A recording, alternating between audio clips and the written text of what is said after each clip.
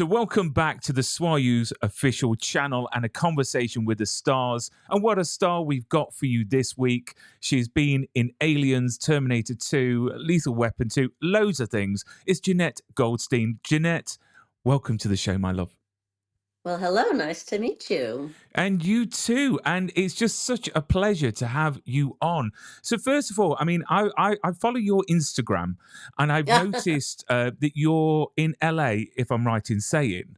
How Yep. is everything at the moment? Because I'm watching the news every single day, and I even saw Steve Guttenberg from Police Academy out there helping people. That And that the was news. like the most LA moment ever. But no, it's interesting.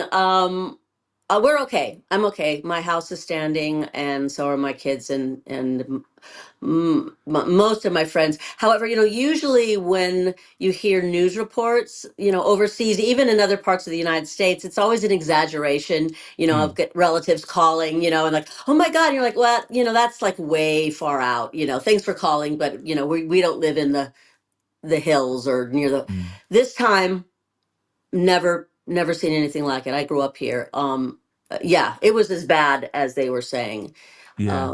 It was crazy, and it was it's fire season, which is always rough for those who live in these in these beautiful places, tucked in the hillside with like only one road.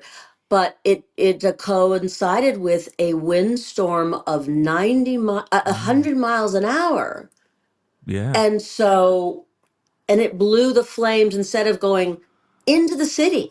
I mean, it was kind of one of these things where like all bets are off. You usually feel Yeah. safe, and you're just like, whoa, not really. So, no, Mm. we're good. It's kind of,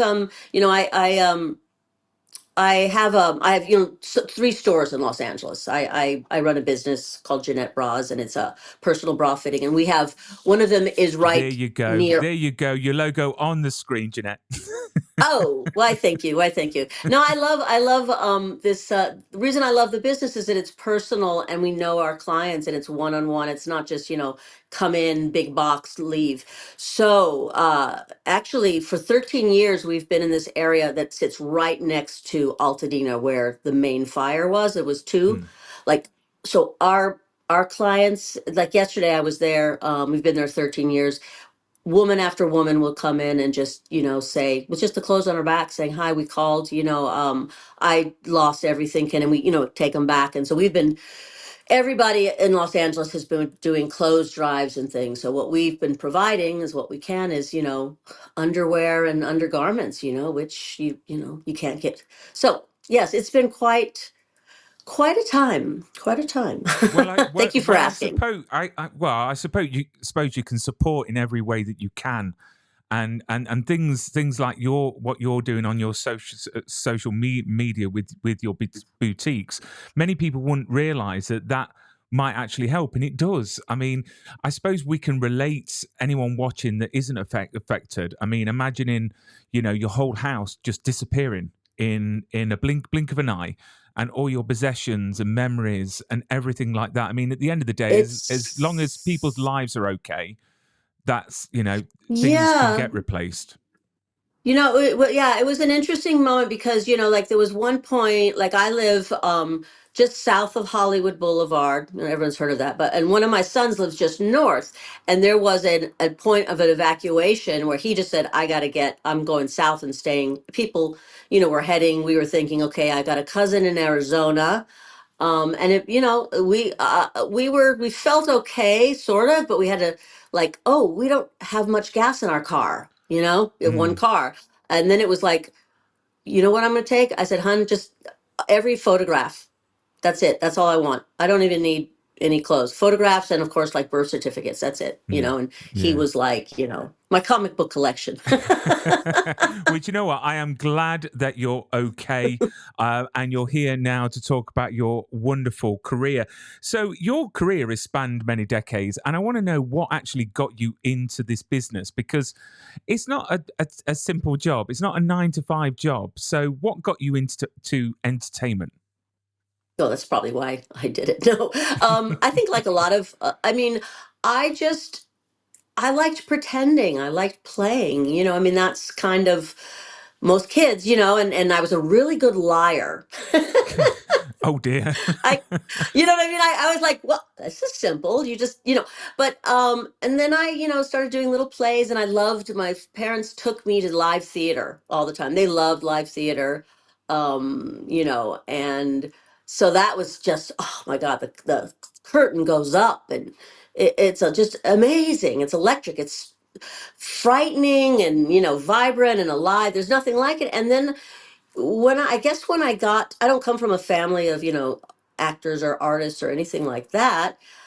Um, but when I learned, like when I was in high school, that it's a job how to do it. Oh, you do this. Oh, you could earn money, and I was like, all right, I'm all in. Just show me how you do it, where you go, acting schools. I went to New York, went to a acting school in New York. Then I went to London, went to an acting school, went to Webber Douglas, which sadly is no more. I did a postgraduate there, and I just kind of followed.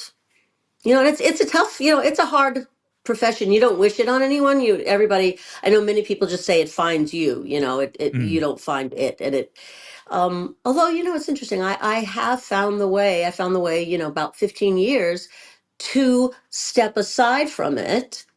And it really was that I wasn't doing it enough, or I wasn't doing things that interest me enough, mm, because that's really why I did it. I was a shy person. There's like two types of actors, maybe you spoke to mm. them. There's the ones that are very extroverted and they love performing and everybody on them, and that's great. And then there's those of us who are actually quite shy, and it becomes a mask. And Yes. it's this mask that allows you to express. And so that was always what I wanted, was expression. And when I, at a certain point, like when you have the temerity to age women in Hollywood. Oh my God, I wasn't paying attention. You mean I'm 45?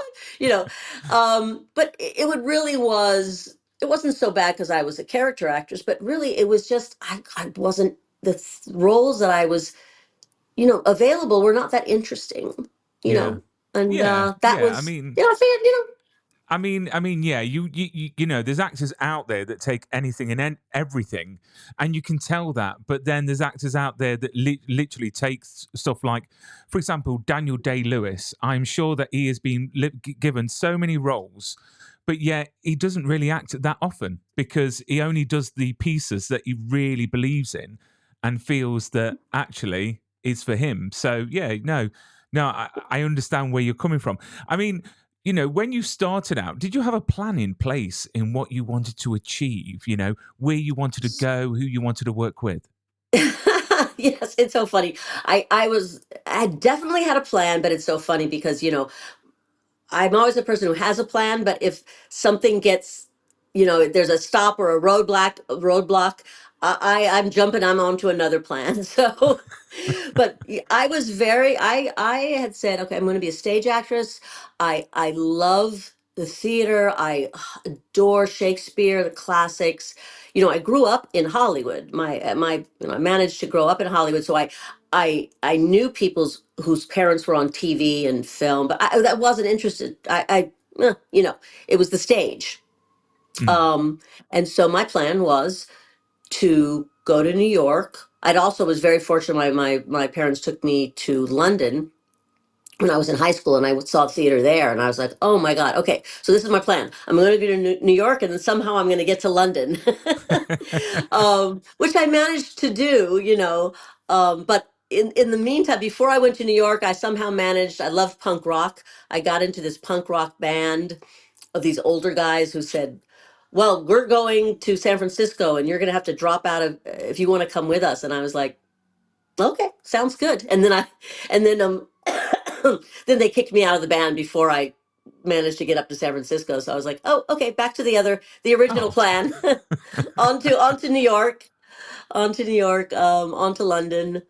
Um, Never planned to be in a movie, was in I that was and then that just popped up, aliens. It was this weird thing. Well, And you know what? Things happen for a reason, Jeanette. And your very first feature film what a feature film. I mean, this is a film that has lasted the test of time and will forever be in many people's hearts. And that is, of course, Mm. Aliens. I've got a picture of you here in Aliens there. And I want to ask, how did that actually, how did it come about? Was it an audition you went to? I mean, how did that Mhm. all pan out for you? Yeah, it was absolutely. It was a blind audition. It was I didn't have an agent at that point. I'd finished, like I said, I'd finished my postgraduate at Weber Douglas. I auditioned, I was doing fringe theater in a pub, and did a, what was that called? A pantomime. Oh my God, Yeah, anything and pantomime, everything. yeah. This was, oh my God, oh my God. Rehearsed in a squat, in Hackney. I remember we had to climb through a Oh, broken window. wow. But I had a one person show that I developed in acting school, Shylock's daughter. And I had, so anyway, but I managed, I had gotten myself a British equity card. I mean, that was the only way you can work, is to get into British equity. So you could work. And it's interesting because in the United States, the film and TV and the stage unions are separate. Right. They're not merged, which is kind of unfortunate. So, so I'd gotten that. The crazy thing is, again, about me, like I have no tolerance for being bored or doing nothing. So while I was a sort of, virtually sort of unemployed, had actress who had lots of time on her hands. I was married to an Englishman, by the way. And that's, so I was a resident alien, had my, and I just was, there was a gym, a bodybuilder's gym, a boxing and bodybuilder's gym. We lived in Hackney. It was your classic East London family run. It was called Hyams. Shout out to Sharon. To Sharon. And Sharon was, and Sharon and I were the only women pretty much working out at the gym, except for the former Miss Britain and the former Mr. Britain. So it was Oh, like a really, and so I started just lifting. I was lifting weights. I was always a tomboy. I was a gymnast. You know what I mean? I was like, oh, cool. Something to kind of keep my head straight while I'm, unemployed. And fell in love with it. Then I fell in love with that whole bodybuilding. See, it was crazy, it was like, and I was like, hey, I'm pretty good. I've got a talent for it. Let me just try to get in what best shape as I can. So I, like, 2 years straight, I was like, auditioning and doing plays and going to the gym and running. And it was one of those crazy timing things where I had just I said, let me see if I can compete, Wasn't that good. I said that I tied for fifth for Miss Britain out of a field of six. So you oh. could tell, Is it there was any something. photos? That is the question. Is there any photos out there on the internet? Do we know? You know, this is so long before the internet. I mean, God, when was this? This was 84, Right, nineteen there's a eighty four. challenge now for the viewers There that you if you go. can There find you go. photos, Yeah, share yeah, them. yeah, yeah, yeah. Oh yeah, sure. I'd love to see it. I looked. So anyway, I was in the best shape ever. I had, you diet down. I was like, and I just see this ad in the actors paper. I don't remember what it's called. Where Was it the they, and stage? it, yeah, yeah, yeah, Yeah. yeah. And it said they were looking for American actors who had a member of British Equity, of course, to audition for a film called Aliens. Wow. So, send your, there's no email, mail your your photo and CV in. And I just thought, for one second, I thought, oh, Alien, I saw that, like 8 years ago. What a cool movie. Then I thought, well, nah, of course, who does a sequel like 8 years after? Then I thought, oh, they're looking for Americans and they're alien. Oh, you about your resident alien card. Maybe it's about, the underground, immigrants, illegal immigrants who marry, their gay best friend or so, that kind of, there was that film called Green Card. Anyway, that's what I thought. So I went in, actually sent it in. I couldn't believe it. I got a call or something. I don't know. It's so funny. I think, like, there's no email. How did they find me? They call me. told me to go down to an office in central London. There was this young woman behind a desk, really young looking. She had the picture of Terminator on the wall, and I had just seen it. And I was like, oh, that was such a cool movie. I loved it. And she said, oh, that's our movie.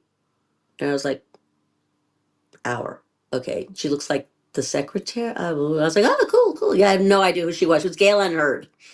Little did I know, Right. you know. And I was like, oh, okay. Then she said, so you don't have an agent? No, no. I said, I don't. And she said, so do you know anything about this movie at all? I said, no, I really, I'm sorry. She said, okay, well, it's what you're reading for. It's about, you saw Alien, right? I said, oh yeah, absolutely, absolutely. So, well, this is the second part. Oh, oh. And she said, and it takes place, we're looking for Marines. You'd be the role of a Marine. And so I was dressed completely inappropriately because I didn't know I had very long hair, which is kind of like now in these, and it was a unseasonably warm day, I remember. So I was wearing like a sleeveless blouse with a nice, little light makeup on, I'm doing an interview, pair of heels, the whole, and I'm in my head, I just thought, oh my God, I'm dressed so wrong. What, if I had an agent, she would say, okay, butch it up, wear your Doc Martens. So I just, all of a sudden, flashed her a bicep curl. And I said, oh, but I'm a real strong, and she was like, "Oh, what? Are you a bodybuilder?" I was like, "No, no, I'm actually it's this crazy hobby I had. I'm an actor." And she was like, "Oh, wow. Are there any other actors who are bodybuilders? Do you know?" So I don't even know any other women except for Sharon. Um, and it was like that. It was like she said, "Okay, well, here's some lines and." I mean, read this. The name on this sheet is Vasquez, but you're not reading for her. It's we just this is a background role you're reading for, but we want to hear how you can read. So then I came back and I just thought, well, I don't, how do you read a role that's not the person, So Mm. it was just a couple of lines, but it had a description of her. So I was like, well, fuck it. I'm gonna just just be her, you know, and then she gave then was like gave it was she I think they'd done this to a lot of the men. Then she gave me this monologue that Hudson had that was cut out of the original, where he's like jazzing up the guys, he's going, we got sticks, we got that. And she said, okay, you're not auditioning for this role either. I was like, okay, all right, whatever you say. um Woman who made the Terminator. She said, "Can you go out for lunch and kind of go over this? And you mind coming back and just giving us a read for that? Giving me." And I was like, "Oh, okay." I went over it, came back, played this character of this kind of like whatever hyper surfer dude. I'm not really sure who it was. It was fun as all hell. And then she's like, "Okay, thank you. We'll call you." And then it just started the calls going out to Pinewood, back and forth and back and forth. And the odd thing about it was that I met James Cameron again. No agent. I didn't know who he was. I was, and I'm, too nervous to say, "Excuse me, who are you?" Because I thought he must have written this, but if he's the director, why is he crawling around on the floor with me with a camera? Nothing kind of made sense because he made me improvise the role and talk about Los Angeles and talk about the character, and it was really fun. And he was like, "Okay, cool, cool," And he's like, "What's your ethnic background, by the way?" And I said, "Oh, well, I'm Jewish, but I'm mixed. I'm like Moroccan and Hungarian and Russian, whatever." And he's like, "Oh, okay, cool, cool." Um, and then I left the office, and then Mary Selway, the casting director, ran out after me and just said, "Can you come back in? Do you mind coming?" I was like, "Okay." I was gonna try to find how to get back to East London from Pinewood, and he said, "Well, this is really strange. We we want you in the film. We don't know who you're going to be yet, but we want to get you before anyone else does," which was hysterical to me because so many people were looking for, I didn't have an agent. And so I was like, "Okay, so take this and in 2 weeks we'll get back to you. Read the script. Don't show it to anybody." Blah, blah. And then Mary Selway came out and she was like, "Do you have an agent?" "Oh, no." She said, "Do you want to do this deal or would you like me to find you one?" I was like, "Yes, please. Second one, second option." Yes, yes. So it was just this crazy freaking thing, go home to my husband. And Yeah. I'm like, I'm in a movie. What? What role? I said, I have no idea. And then, I got the call like 2 weeks later, I guess, James Cameron, the bastard that he is, refused to back down when he said, this is who I want. And the studio, no, who the hell is this? And then, then I get a call just saying, yep, we got some really good news for you, and then that's it. That Yeah. is So, that is amazing. I mean, to get that, I suppose, to get that call as well, or be told, you're going to be in this film. It's just crazy knowing that it's the people that made the Terminator, and now it's the second. And I've got to say, Aliens is probably one of the best sequels ever made, because sequels don't often work. But yeah. Well, Aliens, because they're, I honestly feel that it's my favorite out of all of them, to be honest. I mean, when we see you all together on set, hmm and I love the moment when you're doing those pull ups. hmm I mean, were they completely unaided, or were you stood on a platform, or was that you going for it properly? completely unaided. I was actually going like, I want my feet to show that there's not, a couple of guys doing that. I can't believe I was that strong. I mean, insanely, I was insanely strong. But I had suggested that was my idea because in the original script, there was one script where we were taking showers with each other, but then they were like, no, no nudity. But they wanted it, so they cut it and they just said, the Marines wake up and get dressed. They do what they Mm. do. So, and then, when I got there and I saw what I was wearing, this tight T-shirt and the whole thing, I was like, this line is not going to work. I don't care how stupid Hudson is, but with my figure, he's not. That. So I went over to Cameron, which is scary because to stop him and give him a suggestion. If you're off the mark, he lets you know it. But I just said, hey, I can do these really difficult. What if both Drake and I, this was our kind of routine, and I'll do these really difficult ones, and then he says the line right there when, and maybe keep the camera kind of a little higher on my chest, it's like, and he's like, Mm. that's a great idea. And he stopped everything and he had the guys rig the whole thing up. And yeah, yeah, no, It is pretty impressive, because I don't do pull ups; I do pull downs. Because yes, literally, trying to do a pull up, I think I'd blow something in my head. But the camaraderie with you and the other mm, Marines. I mean, you've got a great cast around you. You've got Bill Paxton. You've got Paul Reiser. Well, he's not one of the Marines, but he later joined you. I mean, yeah, the yeah, cast is just incredible.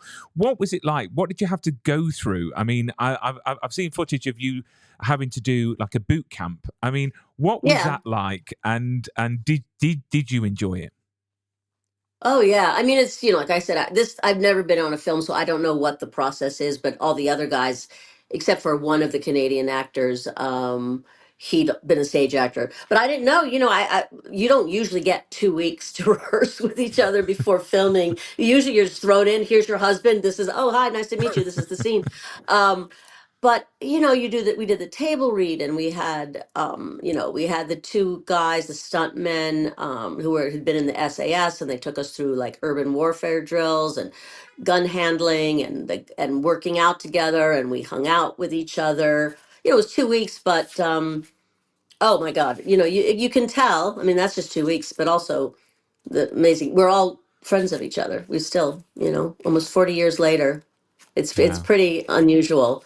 Not just that, we go to the Comic Cons and see each other there, which is fantastic, but I mean, wives, children, we all, we sort of share Oh. a bond through this film. So Yeah, of course. I mean, it's not a secret that James Remar was originally Hicks. I mean, how mhm. how how much was he involved before he left? Because again, we're not going to go into that, but he's been out in the press to say the Yeah, reason why many years ago.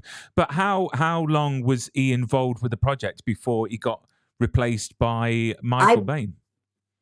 I believe it was 2 weeks. It was that first sequence we filmed out in the processing station. The When we approach it, that was God, I forgot. That was the one location we were at. It was a disused some sort of factory.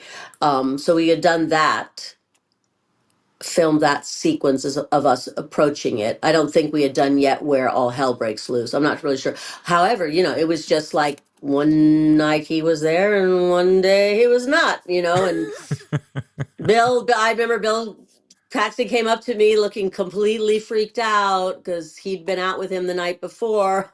Oh. And he was like, oh, shit, and then, yeah, but everybody knows. I mean, I've, James Remar, he's very open with it, his Oh, struggles, he's very open, which is good because you've got to be open. But then we get Michael Bain, which is a wonderful Mhm. Hicks.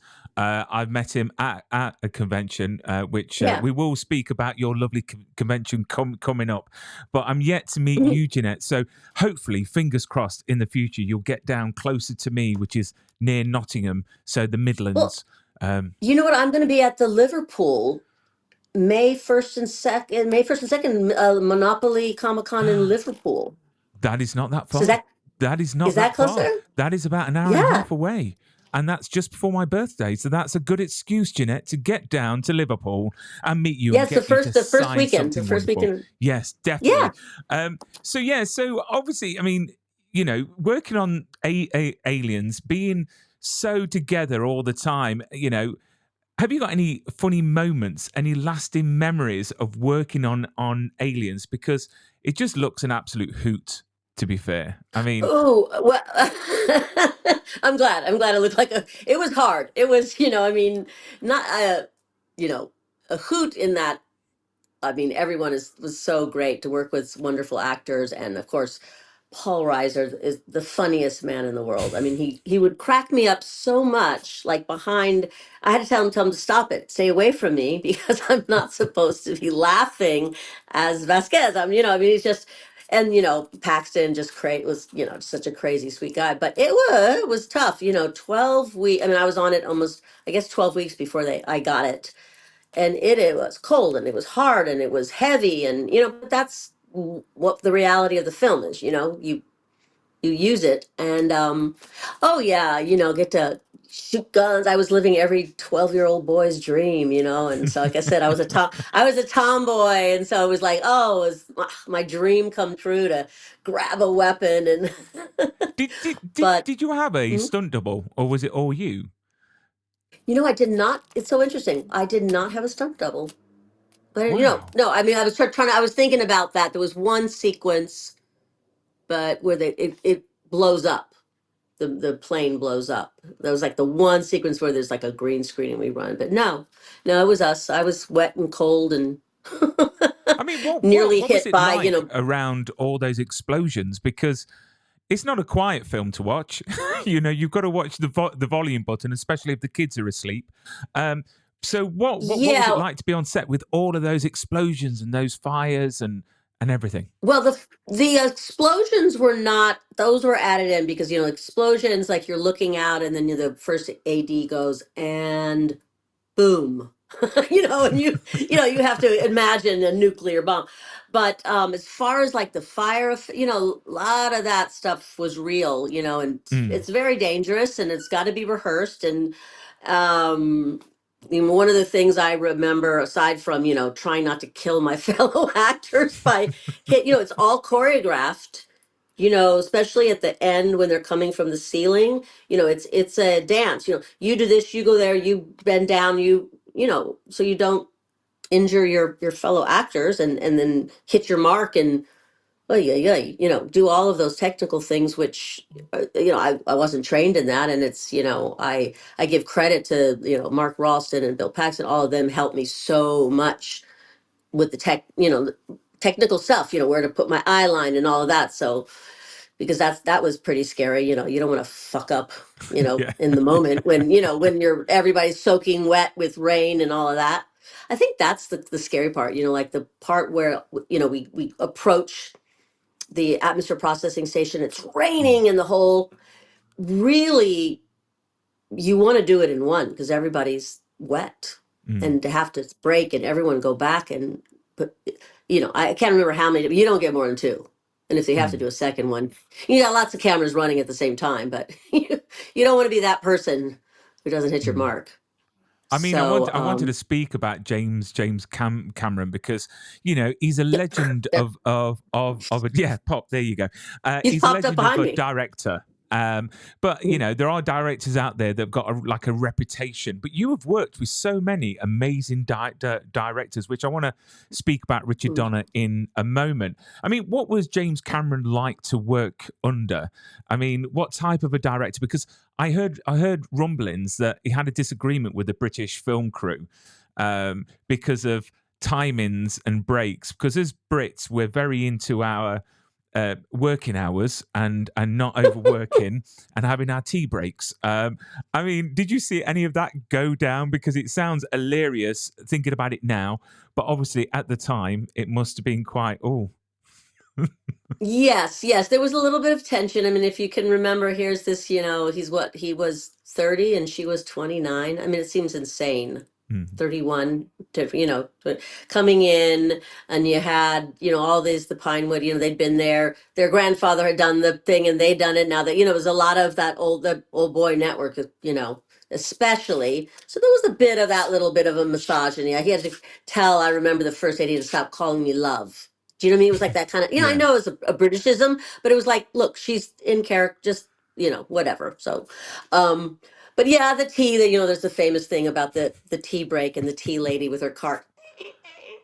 Oh my God. And he just blew a gasket. I mean, we have laws. We have a very strong union in the US, and but I probably, how Americans are, you're like, wow, you get how many weeks of vacation, by law, we're astounded. So Yeah, I mean, it's not only James Cameron that has happened to. I'm going to bring up a lovely picture of Richard Donner now. It happened to Richard Donner as well when he was filming Superman. Oh yeah, the disagreement with the working hours with the British cast. But you've worked with Richard Donner as well, and I've got a friend that actually interviewed him just before he sadly passed away. And she said he's got so much warmth around him. It's like got an aura that you just feel like literally he's your dad and you just want to give him a cuddle. yeah. I mean, you worked with him on Lethal Weapon 2. I regret that I've never met him. I wish I had the chance because I'm a massive Superman fan. But what was he like to work with compared to, say, James Cameron? Oh, it's interesting. Well, so James Cameron, that was he came up. I have no idea where Richard Donner came up, but Jim came up through Corman, DIY. He was a truck driver. He's, geek. He's just working and working.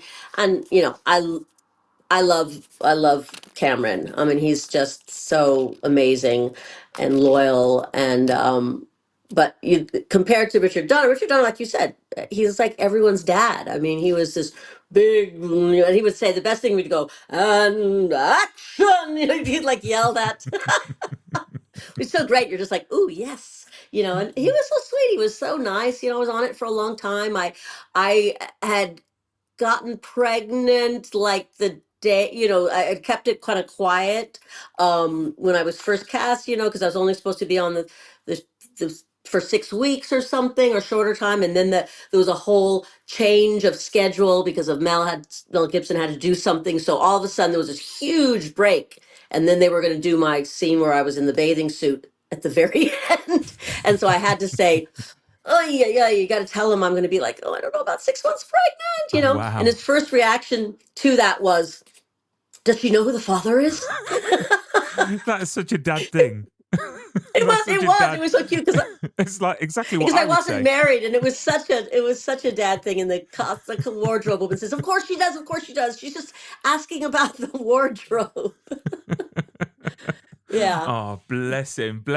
I mean, as well as all these amazing directors you've worked with, I mean, I would just want to go quickly back to Aliens because your character literally, as tests the time. What's the word? Test the time of time. Something like. Something tough of the test of time lived. It's resonated with many people over the last decades, and do you think that's surreal that a character that you played back in the 80s to this day is still referenced and talked about, and is still there? I mean, it's just incredible. It is. It really is. It's amazing. I mean, I'm overwhelmed that people felt for her as much as I did. I mean, I just loved this woman and who she was, and her struggle, and I love the film. I mean, but I mean, I love, when you play a character, you live them and everything. So yeah, there were things in that. It was, an incredible movie. Writing, the great writing, great actors everywhere, Sigourney, and everything. Oh my God, the special effects, all of that, practicals. But also, it was, I guess, like the first strong female. I Mm. mean, there was Sheena the she beast. There was, some kind of like, but not a real woman. The only woman the movie I saw before I made it, which I love, was Jenna Rollins in Gloria. I don't know if you Right. know that movie by John. Oh, so I needed that strong female. I never saw it as a young girl. Never did. I always pretended I was a boy. Because that was just my fantasy of someone strong and capable, and so yeah, I mean that I know really resonated. I mean, I guess you didn't realize how much longing there was from not just women, from everyone, just to see a real person on the screen. And she was There was like that kick-ass. She hole. really was. She was kick-ass. And Oh do you yeah. know what? Back then, you're right. There weren't any like especially strong female characters on our screens. And now we're seeing a massive movement, which is incredible because I've got two little girls, and you know Hmm. what?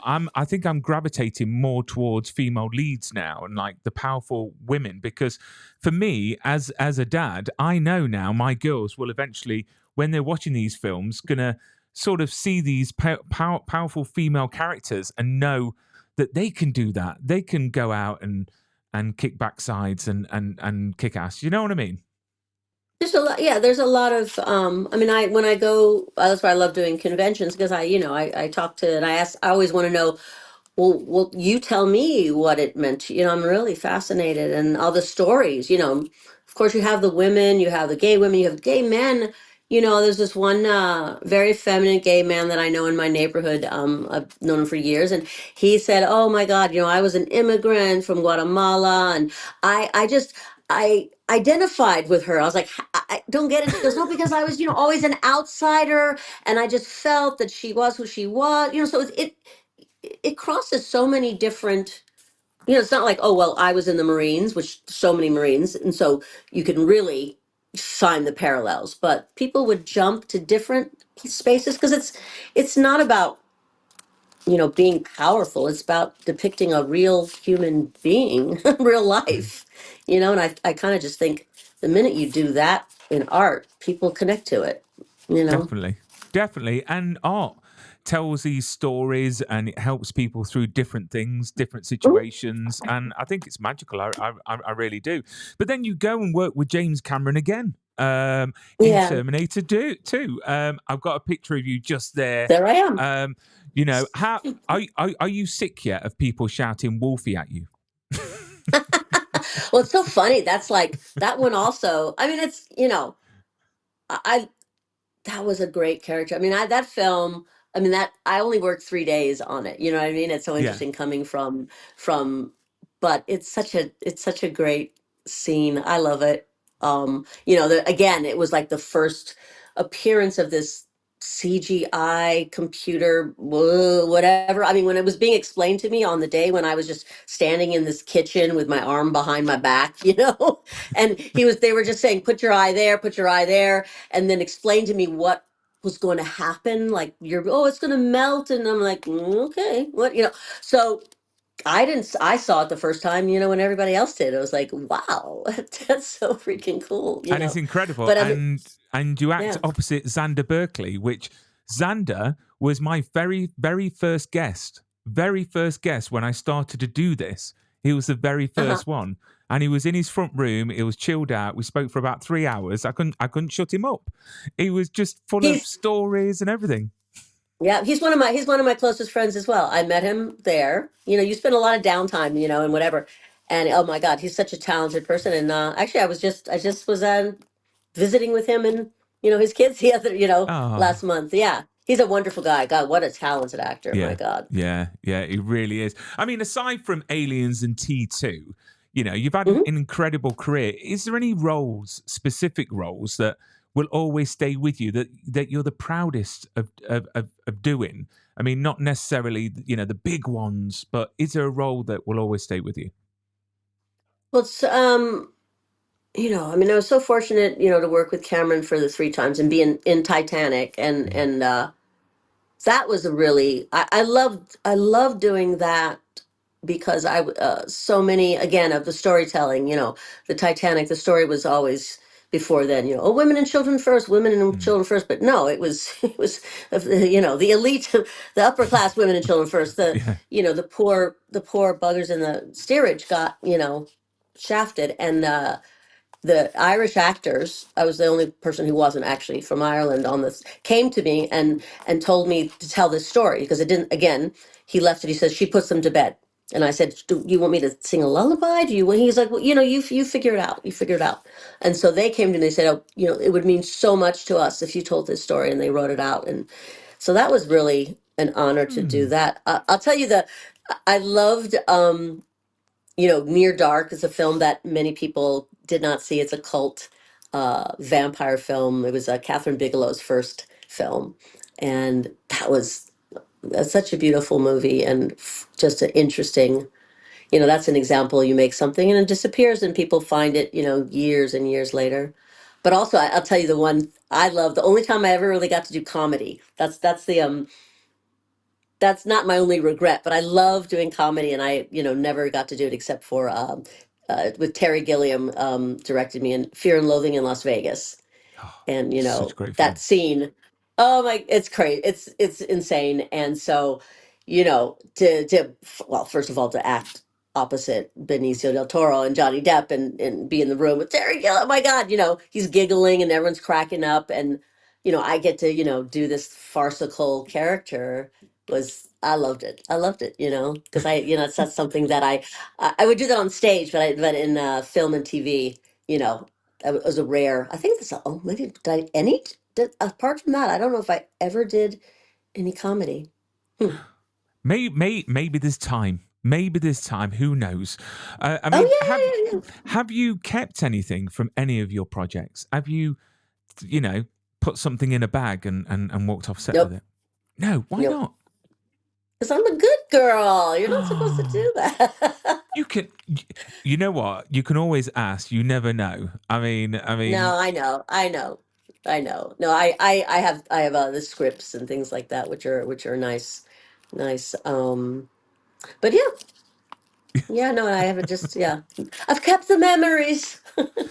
Exactly. They will always stay with you and stay with the fans, of course. And let's talk about the fans because conventions wise, I've got a picture here from the 1st and 2nd of March. You're going to be in Aberdeen, Scotland, with Monopoly Mhm. events, and then you also are going to be in Liverpool as well, which I will put the link on the video below. So, what is it about conventions that you love doing the most? I mean, what is it? I mean, is it meeting the guests, meeting the fans? What is it that You, really yeah, makes you enjoy it? it's all I get to go to different places, which is fantastic. You get to travel, but also I get to see old friends. And then usually I go with, like, in Aberdeen, I'm going to be with Mark Ralston, who played Drake, and then William Hope, who's lives in England. He's actually a Canadian. I haven't, it's great. So I get to see people I haven't seen for a while. I get to meet fans, which is great because I love hearing about, how what I do affected them. I mean, that's what I do it, and I love seeing all the fun everybody has. And I get to fangirl and oh my God, see actors that I met.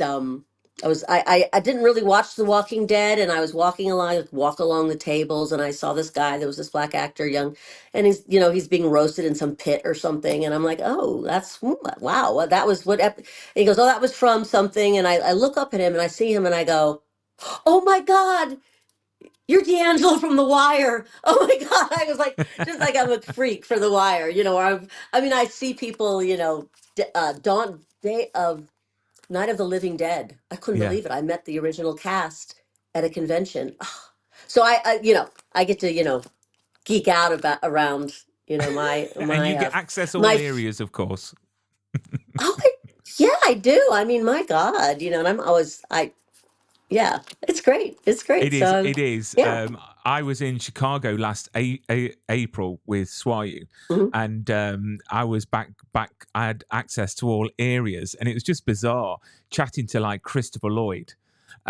Just me and him just chatting and just being all normal. And then Kevin Smith and people like that, and it's just incredible. It really, really is because people forget these actors are just people, just people that do you ever get any fans that are speechless or get really shy or get really nervous in meeting you?